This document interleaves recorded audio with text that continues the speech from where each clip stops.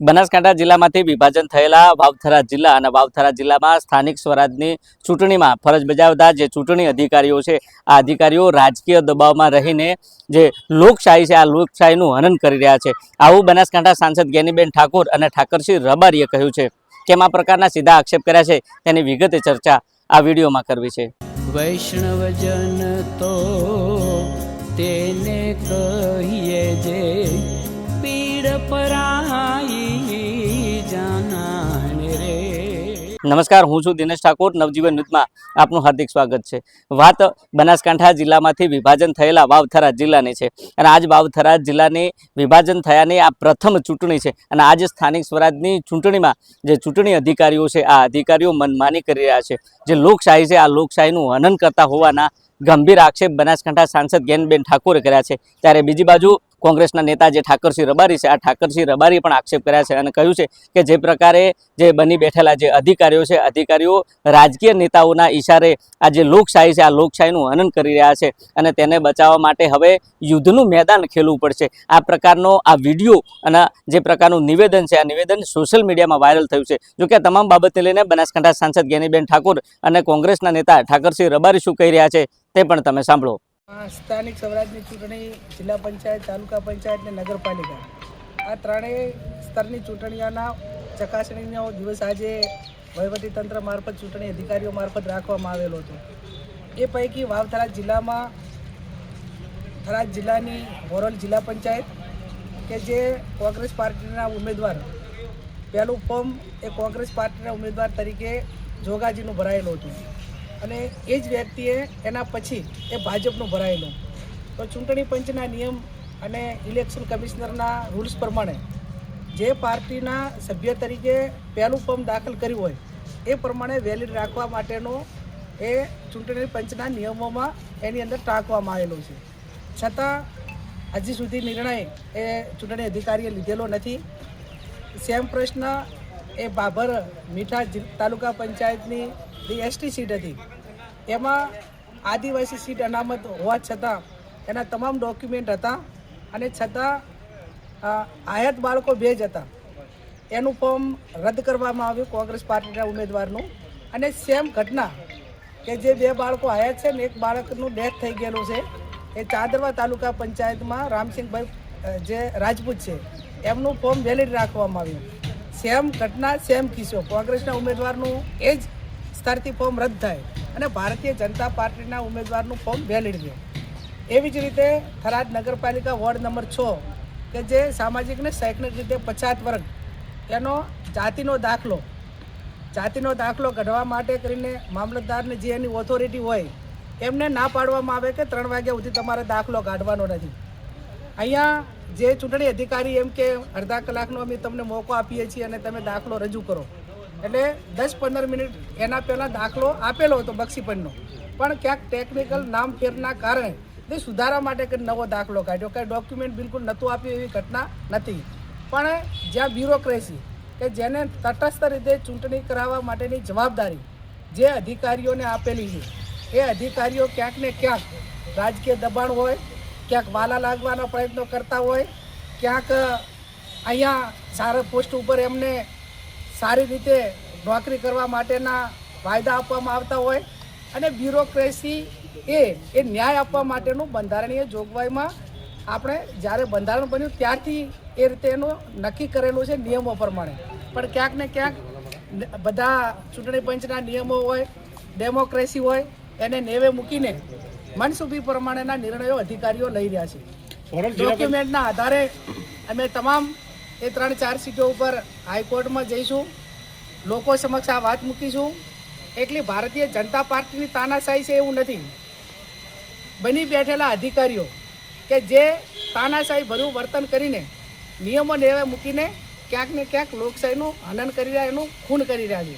આવા અધિકારીઓ પાસે અપેક્ષા રાખીએ કે તમે જે પગાર લ્યો છો એ પ્રજાના ટેક્સના પૈસા લ્યો છો અને એ પ્રજા છે કે તે ડેમોક્રેસીને માનવાવાળી પ્રજા છે। ત્યારે આવનાર સમયની અંદર આ તમામ મુદ્દાઓ લોકો વચ્ચે લઈ જઈશું, અધિકારીઓના નામ લઈને ભાષણ કરશું અને એમને હાઈકોર્ટમાં કે જ્યાં ન્યાયમાં જે વડી અદાલત સુધી લડવું પડે તો પણ એના સામે લડીને જે લોકોને ચૂંટણીના મેદાનમાં ચૂંટણી લડવા માટેનો મોકો જ નથી આપ્યો કે જેમનો પોતાનો નાગરિક તરીકે અધિકાર હતો એ ક્યાંક ને ક્યાંક છીનવવાના પ્રયત્નો એ ભારતીય જનતા પાર્ટીને અને એની સરકારમાં બેઠેલા અધિકારીઓએ કર્યો છે. એનો જવાબ પ્રજા અને અમે સૌ સાથે મળીને આપશું. ચૂંટણી અધિકારી અને મામલતદાર વાઘેલા સાહેબને મળ્યો. એમને કીધું કે તમે જે જગ્યાએ બેઠા છો એ જગ્યાએ જો કોઈ અધિકારી તરીકે હું બેઠો હોઉં તો સરકાર જેની રૂલિંગ હોય તો 20% દબાણ હોય, હું સમજી શકું છું, પરંતુ કાયદાને ઘોળીને પી જવાની કોશિશ ના કરશો. તમે ચૂંટણી અધિકારી તરીકે હાઈ ઓથોરિટી પાવર છો. તમે કોઈ પણ નિર્ણય લેશો તો હાઈકોર્ટમાં જ્યારે જવાનું થશે ત્યારે તમે જ નિમિત્ત બનશો. ઉપરથી કોઈ તમને પ્રેશર હશે કે કોઈના કહેવાથી કરતા હશો ત્યારે કાયદો જ્યારે હોય એ કાયદાને ઘોળીને પીવાનું કામ ન કરતા. એમણે જે વાંટી ગોટીઓને દબાણમાં છે, કાયદો એવું કહે છે કે જેણે પ્રથમ ફોર્મ ભર્યું હોય, પરિપત્ર એમને ચૂંટણી પંચનો મેં બતાવ્યું, પ્રથમ ફોર્મ ભર્યું હોય માન્ય રહે. તો પ્રથમ ફોર્મ 2 વાગ્યે અમારું કોંગ્રેસ પાર્ટીનું છે અને ભાજપનું 3 વાગ્યા પછીનું છે, 3 વાગ્યે છે. જો પ્રથમ ફોર્મ માન્ય રાખવામાં આવતું હોય તો કોંગ્રેસ પાર્ટીનું માન્ય રહે. એ જ પરિસ્થિતિનો ગૂંચ એવો છે કે આમ આદમી પાર્ટીના પણ 2 ફોરમ છે. આમ આદમી પાર્ટીનું જે પ્રથમ ફોરમ છે અને છેલ્લું પણ ફોર્મ છે. હવે એ લોકોને કોંગ્રેસનું ફોર્મ રદ કરી દેવું છે, પ્રથમ છે એટલે. અને આમ આદમી પાર્ટીનું ફોર્મ જે પ્રથમ છે એને રદ નથી કરવું, જે માણસ ખેંચી લેવાની તૈયારી છે એ રદ કરવું છે. કાયદો બધાને સમાનતા આપતો હોય છે. ન્યાયતંત્ર ઉપર પૂરો ભરોસો છે. મેં અધિકારીઓના ચહેરા જોયા, બે દુઃખી છે. એ અમને ખબર છે કે લોકશાહીની હત્યા જ કરવાના છે, સાચો નિર્ણય લઈ શકવાના નથી. અમને ન્યાય હાઈકોર્ટ આપશે, હાઈકોર્ટને સુપ્રીમ કોર્ટ સુધી કોંગ્રેસ પાર્ટી લડી લેશે. પરંતુ આ ઇતિહાસ જે કલંકિત થઈ રહ્યો છે, લોકશાહીની હત્યા કરવામાં રહી છે. આના કરતાં તો માનસિંહ પણ હારા હતા. મહારાણા પ્રતાપને દુનિયા યાદ કરે. માનસિંહ મહારાણા પ્રતાપના હગા ભાઈ હતા. ગદ્દારી કરી હતી. માનસિંહનો દીકરો પણ ઇતિહાસમાં એનો ફોટો રાખતો નથી. આવી ગદ્દારી જે પણ લોકો કરે ને અધિકારીઓ કરે, ઇતિહાસ કલંકિત રહેશે.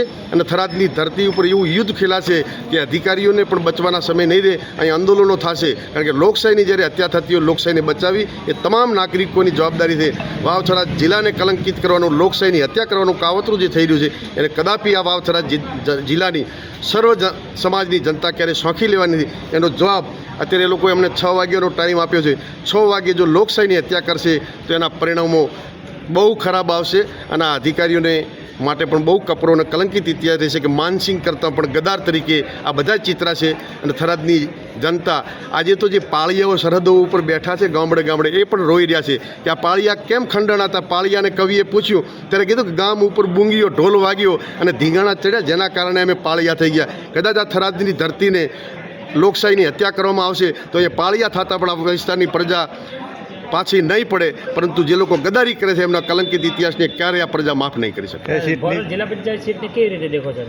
ઘોરોલ જિલ્લા પંચાયત સીટમાં કાયદાની રીતે પ્રથમ ફોર્મ માન્ય રહે તો અમારું ફોર્મ કોંગ્રેસનું પહેલું રજૂ થયેલું છે એ માન્ય રહેશે. ભાજપનું મોડું થયું એ રદ થઈ જવાનું છે. એ જ રૂલ્સ આમ આદમી પાર્ટીને લાગુ પડો. કાયદો કહે છે એ પ્રમાણે અમારું ફોર્મ વેલિડ રહેવાનું છે.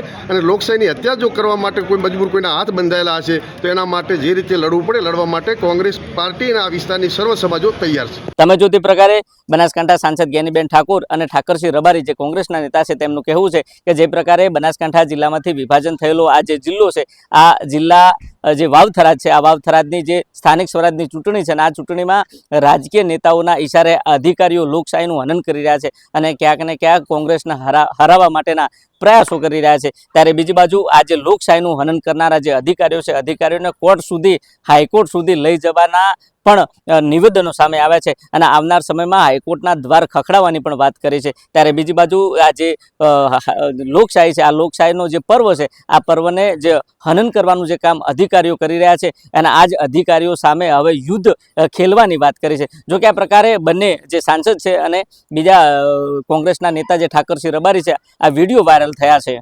દિનેશ ઠાકોર, નવજીવન ન્યૂઝ, વાવ થરાદ.